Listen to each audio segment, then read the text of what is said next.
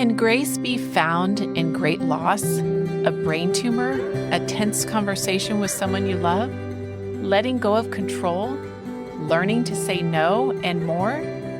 The answer is yes.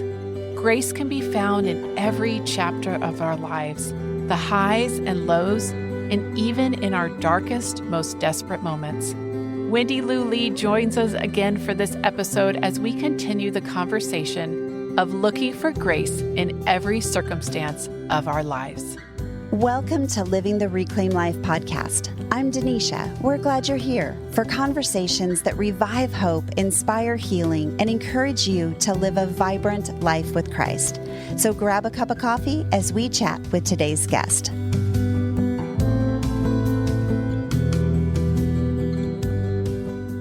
Welcome back to Living the Reclaimed Life. It's Valerie, and I'm glad to be back with you again. And we are continuing our conversation with Wendi Lou Lee, where if you listened to our last podcast a couple weeks ago, you know that she played Baby Grace Ingalls on the beloved TV show Little House on the Prairie.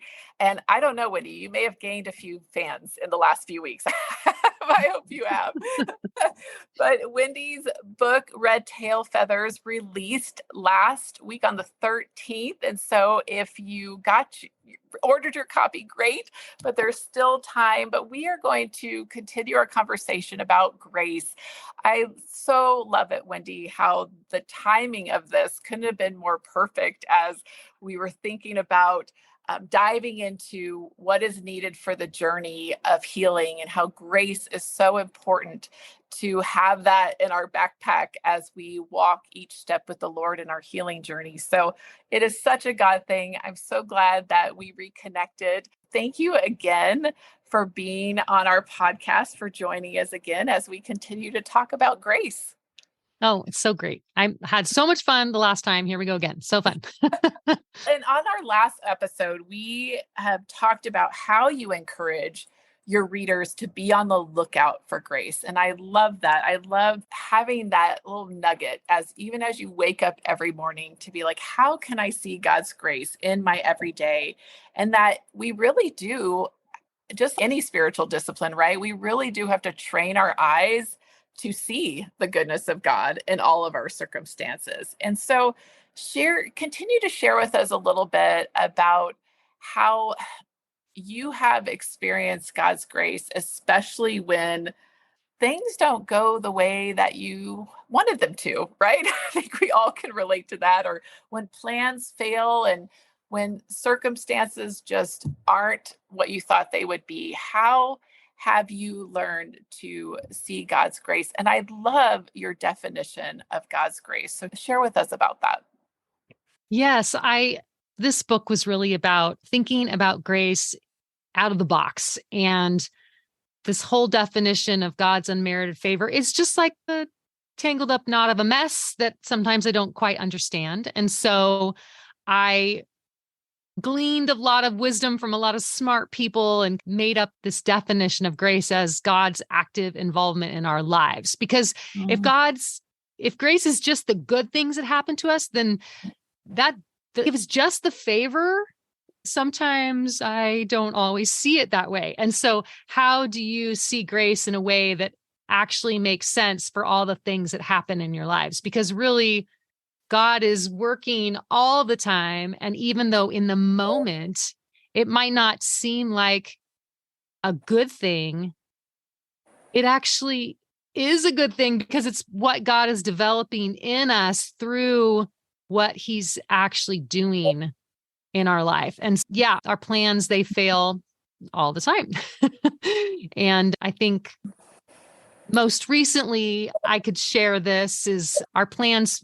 I had a big plan that failed, and that was my devotional that was released in 2019. And last April, I got word that there were no more copies. And I'm thinking, oh, that's fantastic. Except for that my publisher didn't want to reprint it. I was completely heartbroken because this felt like a vehicle that God was using for me to reach my audience of Little House fans. And I just found myself just crying and complaining and asking people to pray, and nothing happened.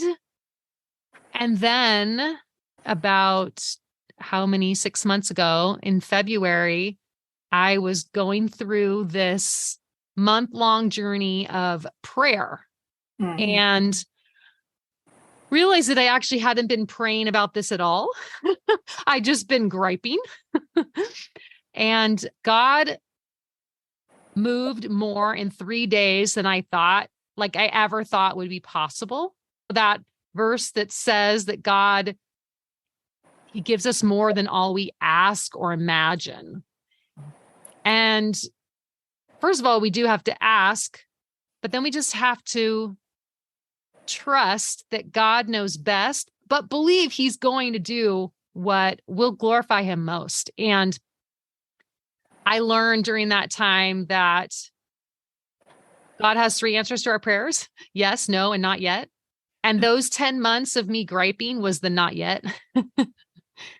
And yeah, He took that plan that had failed and He answered that prayer. And by March, 10th, I had books. And it was this kind of realizing that God has the perfect timing, even though it does not match our timing most of the time. So yeah, I think, does that answer your question? Yeah. So Yeah. Okay.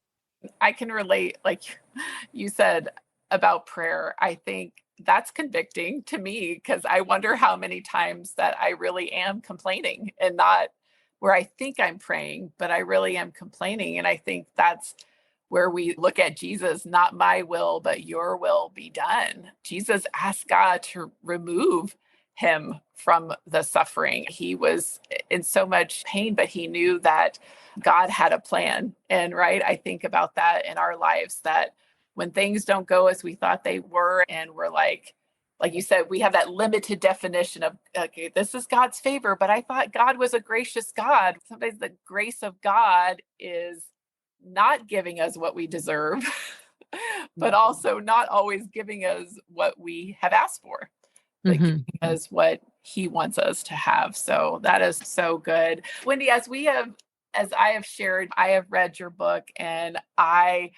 even though my life is not your life, what I love about your book is that because you chronicle your life so well, of even from birth till now, I could see myself in little ways in each story, and I could identify, because you are so good at being what I like to call appropriately vulnerable, is that you share parts of your story, but then you connect them to what's true about God. One of the things I could relate to was about being a people pleaser.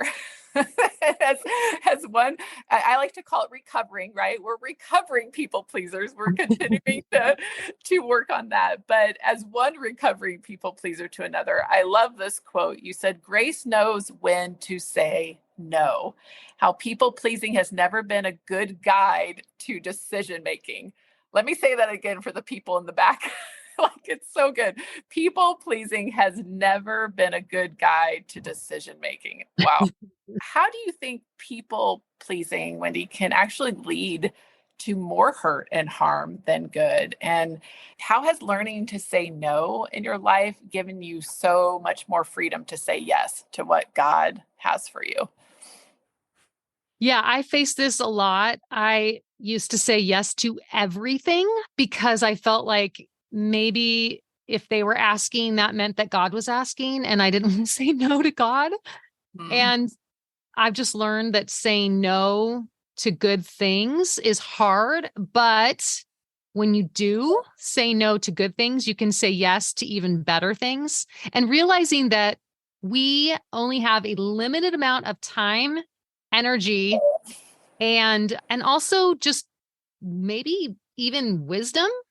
We can't be good at everything. We can't know everything about everything. There's only a few things that I feel like God has put in my wheelhouse, and maybe those are the things I should stick with. I think it's a balancing act to know what to do. And lately there is I have a lot of opportunities with little house events and opportunities to speak. And I have to go, okay, wait a minute. is this a time where I say yes? Or is this a time where I say, I don't know if I'm going to do that? If I can bring light into a dark situation, I almost always say yes, because I feel like that is something God's called me to do within the Little House cast community, within the Little House world, which are a lot of non-believers. There are a lot of believers in the Little House world, and there are a lot of those that are not yet believers. And so if I can bring some light, then I say yes. And if it's something that maybe God can use someone else, I say, you know what? I think maybe someone else is supposed to do that. So yeah. And I also believe in connecting with one person at a time, like one person that needs encouragement, one person that needs hope. How am I that one person? Is that one person? Do they need me? And if they do, then I just say yes. But otherwise, I say, you know what? That is someone else's ministry. Yeah. And I think that's such a humble response, as well as, like I said, sometimes if we say yes to everything, it can actually cause more harm to ourselves and even to the person we're trying to help, because maybe we aren't the person to help them. I often say just because we can doesn't mean we should. And Mhm. that's just wisdom in life, but also when you have a platform or a ministry God's called you to. And I think about, we are planters and God does the watering anyway. There's maybe many people who are going to help that seed grow, and God is in the midst of it all. So I love that. I love especially your focus and mission of, because of your platform, being able to glorify God by bringing light into the darkness. And that Mhm. can be such a great filter. Wendi, last podcast, we talked a lot about vulnerability. And one of the things you shared about was about when God brought you to a point of conviction of needing to forgive your biological father who abandoned you. And there's been some other things you shared in your book that are really touchstones to, I think, really pointing to the truth of who God is. And one of them is, you talked about your stepdad, what a gift he was, your first stepdad, who was a gift to your family because he came into your life and was just such a positive father figure and showed you the love of Christ. But as we know, with great love can unfortunately sometimes come great loss. And even on this podcast, we've talked about loss and grief most recently as it's impacted our ministry. But share a little bit about your journey with grief and how God had to heal this false sense of guilt you felt for many years, which I think is such a key topic that I think is often at the root of whether we can really receive God's grace, is that false sense of guilt. So share a little bit about that part of your life. Yeah, this was just a really hard experience. My stepdad ended up having a heart attack, and I was with him and tried to revive him and tried to take him to the call the ambulance or take him to the ER hours before it happened, and he didn't want me to. And then I was with him. This whole thing of, could have I done more? And like, just that, those feelings of, I failed my dad and I failed my mom and I failed my sisters and I failed everyone who loves him and he's gone. And so, yeah, this burden just sat really heavy on me. And it was crazy because it sat on me for so long. And every spring, my dad died in May. And every April, when the weather changes and it starts to get warm, and I would just go in this cloud of depression, really. And I never knew what is going on. Something is wrong. And then I would realize, oh, yeah, the anniversary is in 2 weeks or a month. And this was years, I think like 12 or 13 years of going into this really dark, gloomy place. And just, I was off every single year. And I just felt this burden, and I would have the nightmares again. I would have those conversations in my head of what I could have done. And I couldn't let it go. It was just really hard. And I start doing some serious work with a coach, through a lot of work. And I will say, if you have not done work in an area of guilt or trauma. I am a proponent of it. I think we need help sometimes. Sometimes we can't just do it alone. We need someone with us to help us. And I learned that I could actually trust God to take over that burden of guilt. And it didn't happen overnight. It took a couple of years. And coming to this point of knowing that I can't carry this any longer. I don't want to. I can't. It's killing me. It's killing my ability to be a wife and a mother for 2 months. The month before and the month after, I was like, I can't do this anymore. And it was crazy because I think it was on year 13, I woke up, I had a normal day, and every May 8th, which is the day that my dad died, I just do something special. And we're eating dinner and my husband said, so what did you do today to celebrate, not celebrate, but remember your dad? And I literally was like, oh, I didn't do anything. And it was like the biggest gift in the world.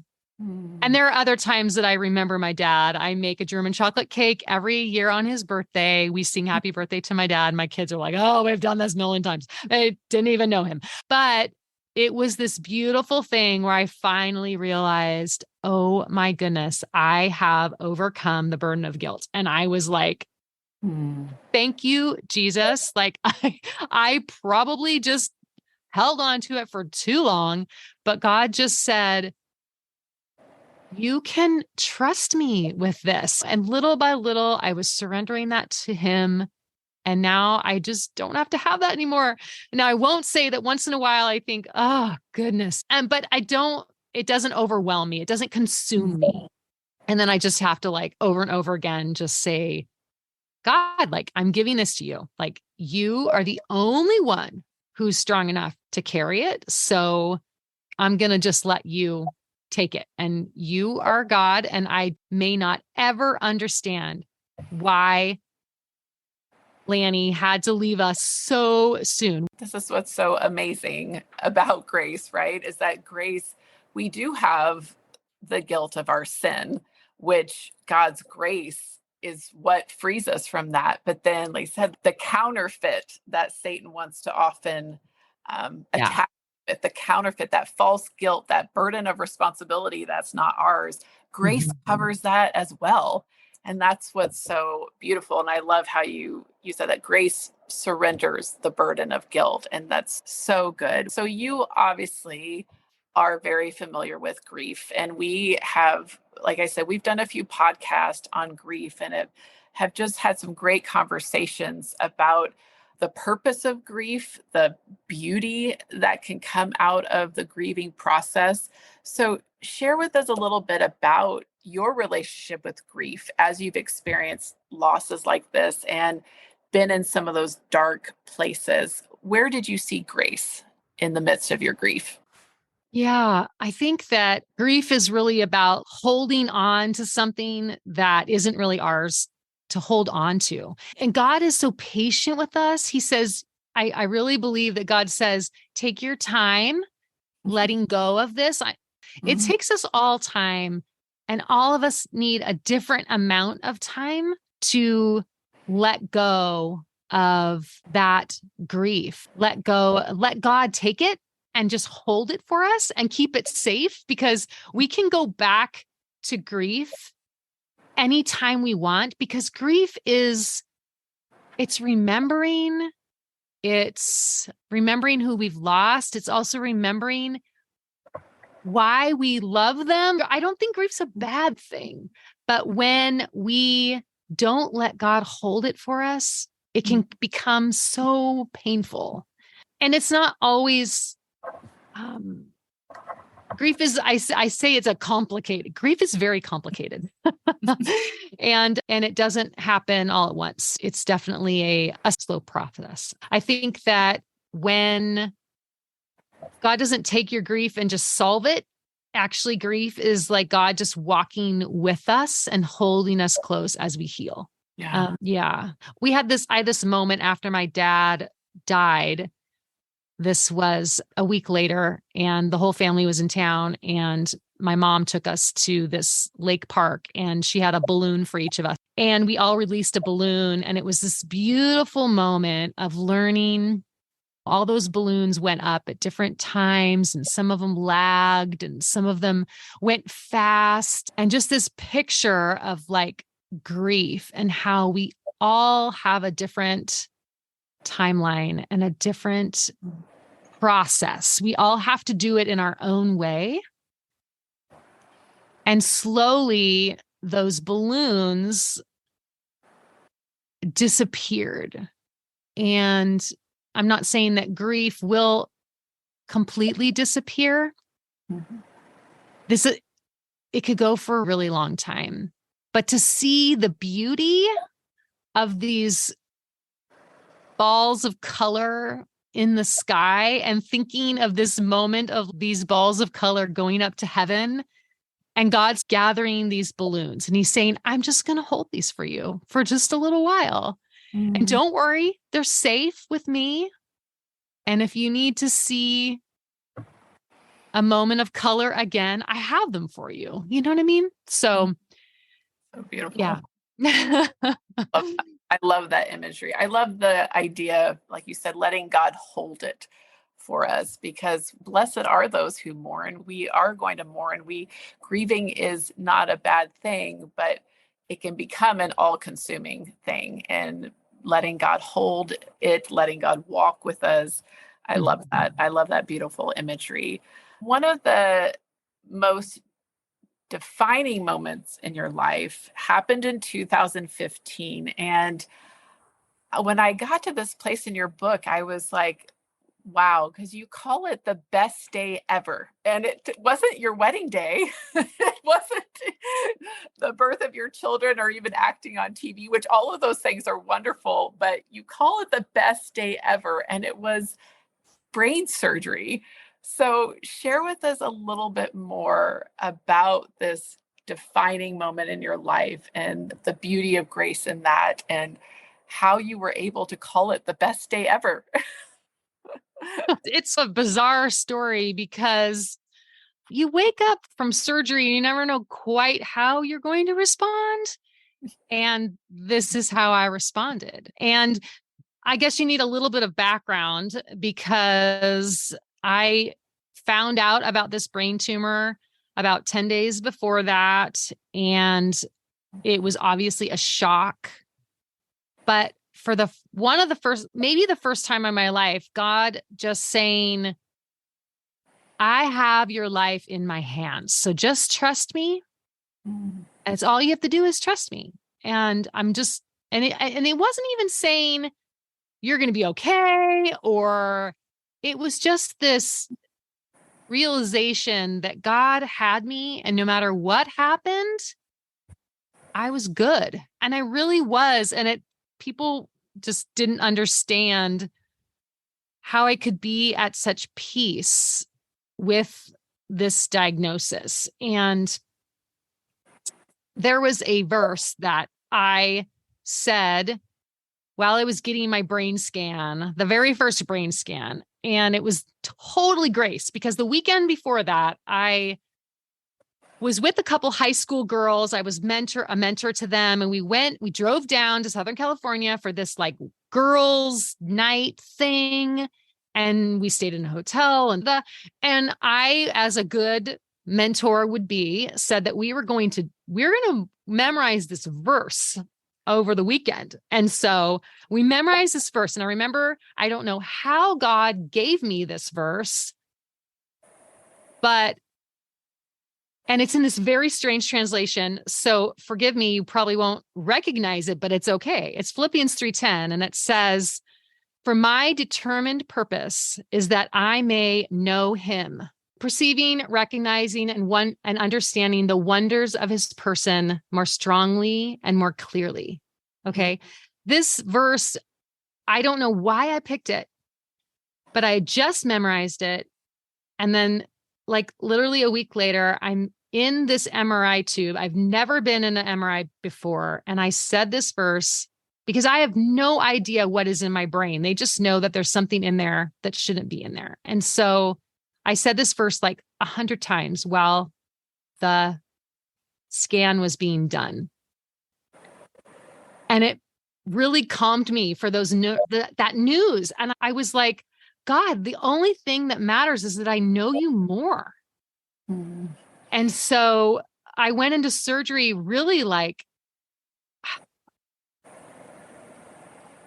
either I'm going to come out of this with this insanely amazing story of God's grace, or I get to be with him. And I was like, it's okay. Like, it's okay either way. My husband didn't think so, but yeah. So I woke up from surgery and I see my family in the waiting room, and this question is posed to me: how are you? And I'm literally like trying to figure out how to answer the question. Like, how do you answer that question when you've just come out of brain surgery? And I like literally like yell, "This is the best day of my life."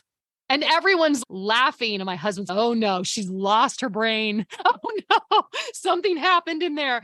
And it was just a very surreal experience. And it was me realizing, really, God is not finished with me. He has something for me to do. And I knew it from that moment. And even just being in the hospital for those 3 or 4 days, and every single person I met, every nurse that came in, they heard my story. Every single person was like, "Oh boy, here she goes again." It was incredible. And I just like never felt more grateful to be alive. And then this like burning in my heart that I knew that God wanted me to do something more than what I had been doing. Well, and on 2018 Thanksgiving morning, you did do something, and you made a very vulnerable and courageous decision. So tell us what you did and how that has become your calling and your ministry right now. Yeah, I didn't really know that was going to be the beginning of a ministry, but it is the ministry that started that day. And I was getting ready to publish my devotional, and I went to this speakers conference and trying to learn how to be confident in speaking, because I was like not always sure that I was comfortable with what was going to come out of my mouth. And so they said, just start with one live video, just push play and see what happens. And I was like, oh my goodness, I don't know if I can do this. And that's what happened on Thanksgiving morning of 2018. And I crept out of the house and I took my dog with me, and I did my first live video on my Little House page and was vulnerable to this audience that I'd never been vulnerable to before. And it didn't go perfect. It started something. And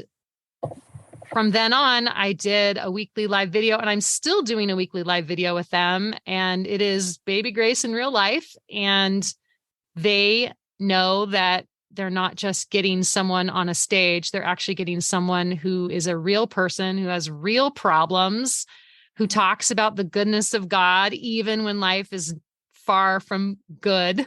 There are thousands of people that are on my page. Now, that's not how many watch every day or every week, but that doesn't matter. The numbers don't matter. But it has grown into a ministry, and I see people at events and they're like, "Oh, I watch your live videos every week." And I'm like, give them a hug, and they say, "Thank you for praying for me." And I say, "Thank you for praying for me." And it's great. Why Facebook? Little House people are usually between the ages of 50 and 80.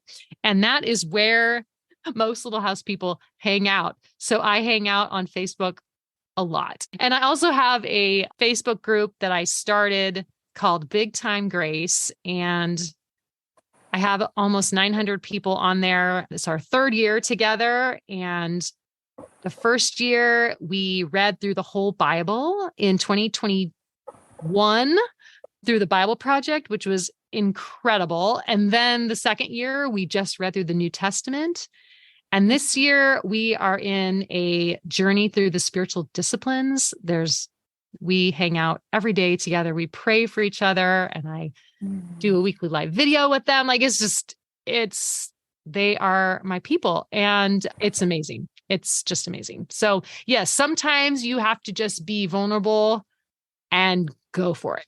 And that was what that first Thanksgiving morning was all about. When God says go, you follow. And that's so neat. So how, like during a typical year, do you speak at mainly Little House events, or are you also speaking in other venues? Lots of Little House events. I also do churches and women's retreats from time to time. Some of the Little House events, we actually incorporate times where I speak. I did a prayer breakfast in April at an event. In August, we're doing a old-fashioned church service in this little white steepled church in Kentucky, and I'll be sharing there. And it is a Little House event with all the cast there, but actually get to intersect these two things. Yeah, it's both. It's, all the above, whatever God is calling me to, I'm like, okay, let's do this. So, well, and even Wendi, as we wrap up our time together today, what encouragement would you give a woman who is struggling to see grace in her circumstances? Throughout your book, you're not only challenging us to be on the lookout for grace, but to really seek God's goodness in every chapter, which you've shared with us a little bit in both podcasts, some of the hardest chapters of your life, some of the most defining moments. How would you encourage our listeners? How would you encourage someone to start training their eyes to see it in their heart, to see the beauty of grace in even the darkest places? What encouragement would you give us? I guess the first thing I would say is that it seems like a really easy thing to do, but often easy things are hard, even that makes sense. To open our eyes sounds so obvious, but I think a lot of us might be traveling through life squinting at grace, and like, instead of having your eyes bulging and like searching for it. And grace is sometimes sitting right in front of us and we just can't see it. And I don't exactly know why we can't see it.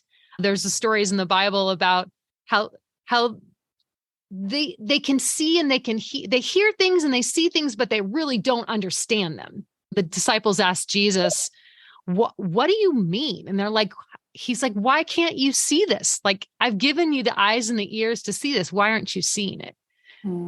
And I think that the searching for grace begins with this humility, and it begins with not trying to reconcile everything in your life. Like, it's just a curiosity of what God might be revealing. And it's about asking questions, like questions of God. God, so what were you trying to teach me in that moment? God, you are active in my life and you are doing things. And sometimes it's good and sometimes it's not good. So what's going on there? You know what I mean? Like, how do I open up my heart to even the possibility that grace could be in a dark place or a tragic experience? So for me, writing down my experiences in like story form was like an opportunity for me to relive them. And when you relive something over and over again, sometimes the beauty just starts to come out and you realize, oh, that's why that happened. Or that's what God was teaching me. Or look at what my beloved stepdad died. And then about 4 or 5 years later, my mom remarries another amazing man who comes into my life, and he's not my stepdad. They're so different. He's not Lanny. He's Kurt, and they're so different. And he doesn't try to replace Lanny. He's another wonderful blessing that God's given me. But if I only stay in this spot of missing and wishing that Lanny was still in my life, I wouldn't have this beautiful, loving dad who now is part of my life. You know what I'm saying? We just have to be open to the possibility that God could do something in a hard situation. Yeah. So good. Like you said, it's a lifelong process, but yet something that we can definitely every day take part in, being on the lookout for grace. It's been an absolute joy and gift of God that I saw you post about your book coming out and started seeing how it was about seeing the goodness of God and the grace of God in every chapter of your life. And so you have just shared with us so beautifully from the early days on Little House on the Prairie through brain surgery, and now using your gifts as a communicator and writer to encourage others to dare to see the beauty of grace in their lives. Wendi, thank you for taking this time to be with us on this podcast. How can our listeners stay in contact with you? I know you've mentioned a couple places on Facebook, but how can they join some of these communities that you share in, and how can they stay connected with you? Yes. First of all, thank you so much. This has been so fun. This is like the most fun I've had in a long time on a podcast. So thank you. It's been so great to connect with me. Really, if you go to my website, wendyloulee.com, you can see all my upcoming Little House events and speaking events, and everything is on there. So if you don't remember anything, that's probably the one place.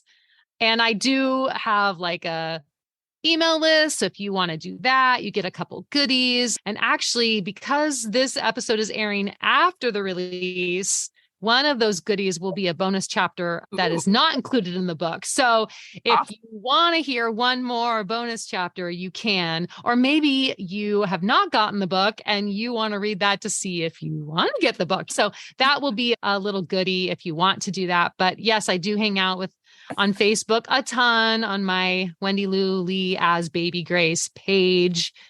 And then I also have that group I talked about, Big Time Grace. And let's see, I'm also on Instagram. I will say that I only take Instagram along with me when I am on an adventure. I don't post on Instagram daily. I take it with me when I am in some faraway place. And that is how I use Instagram, besides a couple of book posts once in a while when you're in the middle of launching a book. Awesome. So, yeah. And then the last thing is that I do have a Prairie shop on Etsy. And this started in 2020 when every Little House event got canceled and everyone was saying, but I wanted to get your whatever. Yeah. So I have a Prairie shop on Etsy where I have all of my Prairie goodies for you diehard fans. But Awesome. So awesome. Again, Wendi, thank you for sharing your life and journey with us. And definitely check out her book, her new book, Red Tail Feathers, and her devotional book, Prairie Devotional. And to our listeners, thank you again for tuning in to another episode of Living the Reclaimed Life as we have looked at grace for the journey. And we look forward to sharing with you next month as we dive into having faith for the journey. So we will see you in 2 weeks, same time, same place.